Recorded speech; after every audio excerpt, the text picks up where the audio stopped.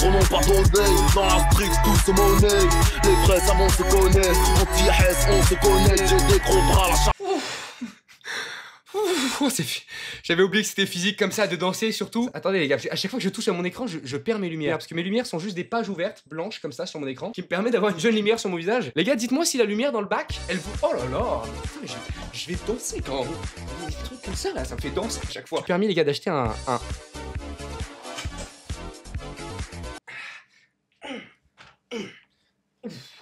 Oh, ça me manque. Oh, qu'est-ce que ça me manque. Enfin, ça me manque. Ça me manque de danser. C'est vrai que je danse plus beaucoup. C'est...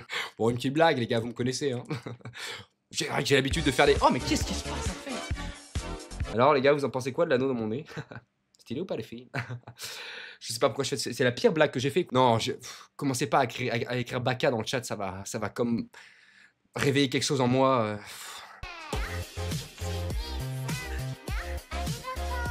Qu'est-ce que je fais? Qu'est-ce qui se passe? C'est pas du tout une danse adaptée à la musique. Mais est-ce que vous êtes au courant, les gars, que je suis allé chez l'urologue? Bah attends, mais vous savez quoi? Je vous raconte l'anecdote de l'urologue. Comme vous devez savoir, sûrement, j'ai eu des petits problèmes de couillis on the tracky. En pleine nuit, les gars, vers 3 h du matin, j'ai la couillasse en folie. Donc le lendemain, je suis en mode, ouh, j'ai quand même eu mal cette nuit, c'était une dinguerie, je vais directement aux urgences. Il regarde, il me dit, bon, allez, faut aller chez l'urologue. Je prends rendez-vous, enfin, c'est pas moi qui prends rendez-vous, c'est ma mère d'ailleurs, au passage. J'arrive, c'est une femme de 60-70 ans. Botoxée tard les fous, la peau elle est étirée, elle est jusqu'en Ouzbékistan, la peau, mon frère. Mais la meuf est très à l'aise et très sympa. Je m'installe, commence à me poser des petites questions et tout machin, si je suis en couple, ma fréquence de sexe et tout machin, on the tweak, on the truck. Je lui explique que j'ai mal à la couille depuis 1 semaine et demie. Elle est pas hyper inquiète, mais à ce moment-là, je suis vraiment comme ça. En fait, j'ai mal à la couille, j'ai fait mal et depuis une heure. Vraiment, je suis paniqué tard les fous et elle est en mode chill, je vais aller regarder ta petite couille on the truck et on va voir ce qui se passe. Donc j'arrive, la petite couille, elle me le regarde, elle me regarde la couillasse, donc globalement, elle me dit enlevez votre froc et allongez-vous. Donc je me retrouve, les gars, je suis complètement sacom, les gars. Je suis sacom, les gars. Je suis vraiment genre, bah du coup à poil directement. Et je suis comme ça. Et la meuf, elle est là en train de me. Et moi, je suis comme ça. Bon. Ouais, après, c'est. Non, c'est un type de. Un type de moment que j'avais pas forcément envie de passer dans ma vie. Bon, j'en suis arrivé là. Je fais avec. Elle me regarde la couille et tout machin. Elle est hyper à l'aise. Elle me fait vraiment des blagues, mais à l'aise tard les fous. Putain, je saurais plus vous dire. Je sais pas pourquoi j'ai oublié à chaque fois, mais elle me fait des blagues. Genre, elle est hyper à l'aise. Elle me fait des blagues et tout machin. Et à force, je lui dis, par contre, moi, c'est pas bite de chair, hein, c'est bite de sang. Voilà, je fais cette blague, j'ose faire cette blague, et en plus j'explose de rire ma blague, je fais « Ah moi par contre, ça je peux vous le cacher, je suis bite de chair, hein, pas bite de sang. Hein. »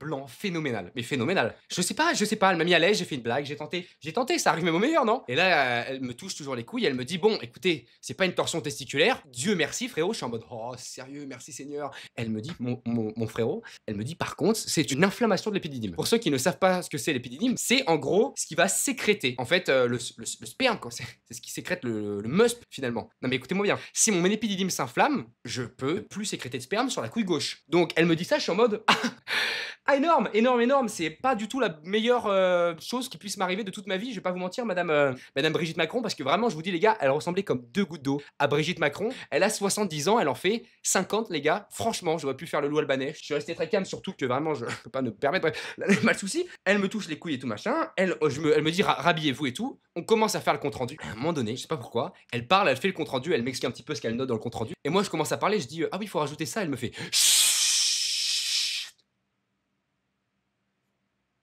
mais en blague en fait, parce qu'elle était vraiment drôle. Là elle me fait une blague, dans le compte rendu elle met couille gauche 34,6 cm et couille droite 38,8. Je suis en mode attends mais madame vous avez même pas mesuré mes couilles, vous pouvez savoir à main nue comme ça quel diamètre font mes couilles, c'est une folie, tu sais, je commence à réagir et tout. Et je me rappelle je suis très à l'aise avec elle parce qu'elle a été très à l'aise avec moi. Et elle me dit bah non c'est une blague, t'es con quoi. Blague, elle est drôle, elle est gaulerie, vous voyez ce que je veux dire ou pas? Elle me fait des petites blagues, vous voyez? Donc moi je suis là, je commence à être globalement très à l'aise avec elle. Et là elle me dit bon je vais quand même revérifier pour être sûr pour le compte rendu. Remets à poil les gars, je me remets le frocal à l'air, comme ça, et elle revérifie. Donc elle me retouche les boulasses, donc globalement, à ce moment-là, je suis debout, je suis pas allongé. Elle me regarde comme ça et tout machin. Et là, elle me dit, les gars, mot pour mot, elle me dit, mais quelle est la fréquence à laquelle vous faites l'amour? Elle me dit ça. Donc là, je lui explique, ça faisait 2 mois, j'avais pas fait l'amour et tout machin, parce que je suis dans une relation à distance et tout. Donc je lui explique la dinguerie, tu vois, je lui explique. Je lui dis, je suis en relation à distance, donc quand j'ai revenu mon ex-meuf, on sait pas ce qui se passe, et bah, du coup, on a fait beaucoup l'amour dans une fréquence assez charnelle, finalement, assez poussée, alors que ça faisait 2 mois que j'avais pas fait l'amour. Et elle me dit, bah c'est pour ça que vous avez une inflammation de l'épididyme. Quand tu fais pas l'amour pendant longtemps, mais que tu le fais directement d'un coup trop de fois, tu peux avoir une inflammation de l'épididyme. Et moi je lui dis, ah moi madame, quand j'ai l'occasion, je suis un gros loup albanais. Je vous laisse imaginer la réaction de la dame, hein, qui a, je le rappelle, 60 ans. Ouais, relou. Elle me dit, bah c'est quoi un loup albanais? Je me retrouve à poil, comme ça, alors qu'elle, elle est à genoux devant moi, en train de me tâter les couilles, à lui expliquer pendant 1 minute ce que c'est un loup albanais. Donc elle est là, vraiment, elle est comme ça, quoi. Le loup albanais, c'est une expression que j'ai depuis quelques temps sur les réseaux, mais vraiment, mais hyper long, elle rigole pas, gros. Un blanc, un malaise horrible. Mais un malaise horrible. Les gars, vous vous rendez compte que médicalement parlant, j'ai tout vécu. En fait, j'ai tout vécu, je suis immunisé. Genre, aujourd'hui, je sais pas, je pense sincèrement, hein, j'arrive, je sais pas, par exemple, chez une ostéopathe, elle commence à me masser et tout, et d'un coup, elle pète un câble, je sais pas pourquoi, elle commence à me faire des attouchements, tu vois, au niveau du zizi. Je pense que je bande pas. Tellement, frérot, j'ai vécu des dingueries médicalement parlant. On m'a touché les couilles, il y a vraiment, ce matin. Je me suis pris directement une caméra dans le bal pour, voilà, pour me faire opérer d'une fistule anale. Enfin bref, que des dingueries, frérot. Donc aujourd'hui, je suis immunisé. Ça, c'est vraiment une dinguerie, mais la deuxième anecdote est vraiment beaucoup mieux. Vraiment beaucoup mieux. Je me balade sur Instagram, les gars. Je me balade très jeunement sur Instagram de manière très très chill. Je regarde mes petits DM Instagram. Et là, les gars, là, je vois un compte. Je vais pas vous dire tout de suite quel était le compte, mais je regarde que j'ai une demande pour devenir un des modèles de leur compte. Je regarde un petit peu le DM. C'est un long message comme ça. Il y a écrit bonjour Alexandre Corben, nous serons intéressés par ta candidature pour venir sur l'application et tout machin. Je pense que tu es le profil parfait pour avoir un compte chez nous et tout machin. Donc là, vous allez vous dire, voilà, c'est Dailymotion qui t'envoie un message pour créer un compte parce qu'ils ont perdu tout leur buzz. Non, non, les gars, c'était bel et bien le manager de Mime, donc de OnlyFans, les gars, qui m'envoyait un message pour me dire ouais, j'aime bien ton profil, je pense que ça serait intéressant que tu te lances sur Mime. Et genre, nous, on te rémunère au début pour si c'est trop galère ou quoi. Je reçois ça, gros, j'ai pété un câble, frérot. Je regarde mes DM, je m'attendais pas à avoir peut-être des collaborations commerciales. Mime, le community manager de OnlyFans qui m'envoie un message. Je sais pas, c'était il y a un an, tu vois. En plus, à cette époque-là, j'étais éteint contre un mur, gros, c'était horrible, hein. J'étais prêt à payer beaucoup pour voir tes petites fesses en 4K sur Mime. Vas-y les gars, laissez-moi tranquille avec Mime, les gars, c'est l'histoire ancienne, c'était l'année dernière. Et putain, et pour finir l'anecdote de OnlyFans, j'ai pas répondu au DM, mais drôle quand même. Drôle. Anecdote complètement foireuse, hein, vraiment très très foireuse. On va en boîte de nuit à Hossegor. Encore une fois, les gars, c'est une anecdote à Hossegor, j'y peux rien. Voilà, c'est vraiment là où j'ai vécu toutes mes dingueries, les gars, c'est l'été surtout. Et en gros, on va en boîte à Hossegor, les gars, et on prend la voiture d'une meuf. Je pense qu'elle a eu le permis sur le bon coin, hein, je vous dis la vérité. On est rentré dans la voiture, déjà, c'était une voiture, on pouvait rentrer à 4. On était 6. Voilà, je vous laisse imaginer la gueule de la voiture. Chose à ne pas reproduire au passage. On arrive sur le parking de la boîte de nuit. La meuf qui conduisait, les gars, je vous dis la vérité, hein, vraiment, elle prenait les ronds-points à 140 km/h, frérot, j'ai cru que j'allais mourir 48 fois. Et on arrive sur le parking, les gars, et je sors de la voiture, ça faisait 20 minutes que j'étais dans la voiture, écrasé par 2 personnes, et du coup sur mes genoux, tu vois, parce qu'on était 6 dans une voiture de 4. Je sors de la voiture, et je pète un câble et tout machin, et je fais une blague à mes potes, je saute sur le capot d'une voiture. Évidemment, j'avais bu un peu d'alcool, vous vous doutez bien que j'étais globalement pas hyper sobre. Et là, la vie de ma mère, les gars, la vie de ma mère, dans la voiture, 2 frérots en mode lacostéenne qui sortent, pètent un câble. Frérot, je suis un peu bourré et je me dis, je vais sauter sur une voiture. Je saute sur la seule voiture où il y a 2 mecs à l'intérieur. Les mecs lacostéennes ultra énervés en train de boire leur flash directement dans la voiture. Ils sortent, ils commencent à m'insulter et tout machin. Moi, je vais te baiser et tout machin. Je suis oh, non, sérieux, oh, j'ai pas de chance sur ces trucs-là. Et je me fais agresser par les 2 mecs. Ils commencent à me pousser et tout machin. Et là, il y a mon grand frère qui arrive qui s'interpose. Mon grand frère, je le rappelle, les gars, 1m85 pour globalement 90 kg de muscle. Il soulève du 270 kg soulevé de terre, 130 kg en développé couché. Ce mec est juste une brute et il fait du rugby. Donc il s'interpose avec les mecs. Et là, tout de suite, les gars, ils sont en mode. Ils font ouais, finalement, gros, t'inquiète, c'est pas grave, t'étais bourré et tout, c'est pas grave de sauter sur le toit de la voiture et tout, c'est pas grave. Et on parle et tout avec eux, après s'être énervé. Et là, le mec, il dit ouais, frérot, heureusement que ton frère il était là pour calmer la situation parce que j'étais prêt à sortir le couteau là. Comment ça Il me dit frérot, moi les mecs comme ça qui sautent sur la voiture et tout, je touche pas à la bagnole gros. Là j'étais en train de péter un câble, j'étais en train de monter en pression, j'étais prêt à te planter gros.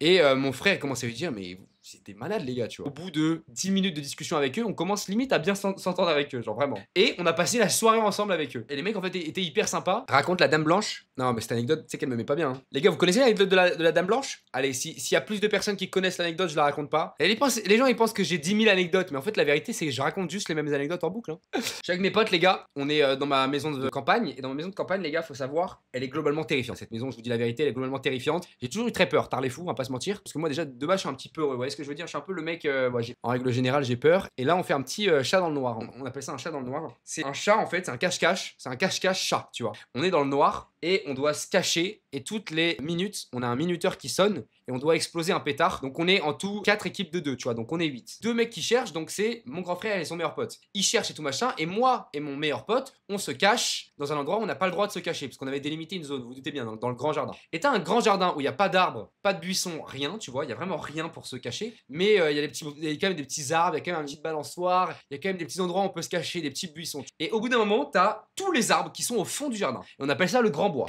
Et dans le grand bois, les gars, c'est tout noir, alors que dans le jardin, il y a des petits spots de lumière un peu partout, donc on peut se repérer. Donc on est dans le noir, mais pas trop. Au bout d'une minute, les gars, on est caché presque dans le grand bois, là, on n'a pas le droit d'être finalement, et on a peur et tout machin, mais bref, voilà, c'est un peu du truc, c'est un petit peu stimulant, et on fait ça, et c'est grave marrant. Et ils arrivent très proche de nous, les deux chats, donc mon grand frère et son meilleur pote, et là on a le minuteur qui sonne, donc on doit exploser le pétard. Et donc on explose le pétard, sauf qu'ils sont tellement proches qu'on sait qu'on va se faire baiser. Donc on se prépare à courir, on explose le pétard, on passe derrière un buisson, on est tous les deux comme ça dans le grand bois en train de courir pour essayer de fuir les deux chats, on tourne la tête, et je peux pas vous dire mieux, franchement je pourrais pas vous expliquer d'une meilleure manière, je vois genre, je sais pas, une petite fille habillée en blanc, avec des cheveux noirs comme ça devant la tête, et qui nous regarde comme ça, habillée en blanc avec une robe qui finit là, genre, et elle nous regarde comme ça. On tape une benda, mon frère, la vie de ma mère. Même Usain Bolt, il était choqué de la vitesse. On arrive dans la maison, on est en mode what the fuck. Et on a tellement flippé ce soir-là, les gars, on n'a pas dormi de la nuit et on en a même pas reparlé. 3 ans plus tard, il y a mon meilleur ami qui revient dans ma maison de campagne. J'allais dire le nom du village, frère. J'allais dire le nom du village, vraiment l'erreur à ne pas faire. Et on en parle à mon père et on dit, on a vu tous les deux, c'est une hallucination collective. Frérot, on a vu tous les deux une petite dame, une sorte de dame blanche, quoi. Une petite fille, une fille habillée en blanc qui nous regardait, genre. On dit ça à mon daron. Et là, les gars, la vie de ma mère, mon daron, il dit ah, vous avez vu une fille au fond des bois? Ah, bah, vous êtes pas les premiers, hein. Oui, oui, parce que voir une entité, frérot, il y a. Oui, oui. Ah, vous êtes pas les premiers? Bah, ok, bah, y a aucun problème alors. Ah non, nous qui pensions que c'était une hallucination collective, non, non, vous êtes pas les premiers. Oui, ou une fille, hein, d'ailleurs, au passage, hein, qui est peut-être vivante, qui se cache dans ce jardin, qui est hyper flippante, frérot. Il m'a dit ça en mode. Ah, mais vous êtes pas les premiers, hein, chill, les gars, allez, je vous resserre des tomates. T'es fou, quoi? Oh, le daron Prime, gros, qui m'a dit ça normal. À ce moment-là, on pète un câble, on est en mode, mais comment ça? Il nous sort le livre du château, parce que on appelle ça château, mais c'est une maison. Et dans ce livre, les gars, il y a tous les propriétaires de la maison qui écrivent leur mémoire. Vous voyez ce que je veux dire? Le premier propriétaire, il explique qu'il a perdu sa petite fille à l'âge de 9 ans, les gars, à l'âge de 9 ans, et qu'il l'a enterrée dans le grand bois. Et il nous montre ça, et il nous dit, voilà, par exemple, mon oncle l'a déjà vu aussi au fond du petit bois, et ton grand-père aussi, Alexandre. Papy? Comment ça? Et vous êtes en train de me dire que là, c'est normal, on est au courant qu'il y a une entité chez nous, mais ou une fille qui est vivante d'ailleurs au passage, mais chill. Et il me dit ça en mode, oh, chill. On lit le truc, frérot. Il explique qu'il l'a enterré dans le grand bois et tout machin, que sa perte de sa fille lui a ruiné la vie, machin, et que on regarde un petit peu le livre, tout ça, et t'as plein d'autres propriétaires dans les années 1800, 1900, qui ont vu cette fille et qui témoignent d'avoir vu cette fille, tu vois. Et nous, on est là en train de regarder le livre en mode, ouais, bah écoute, on va plus jamais venir, papa, en fait, on va plus jamais venir dans ta maison d'enfant. C'est quoi ce bordel, frérot? C'est quoi ce bordel? Mais du coup, premier degré, propriétaire, il écrit en français. J'ai pas compris. Le premier propriétaire, il écrit en français? Comment ça? Bah oui, il écrivait en vieux français, genre. Non, non, il était, c'était un allemand, c'était un Einsatzgruppen.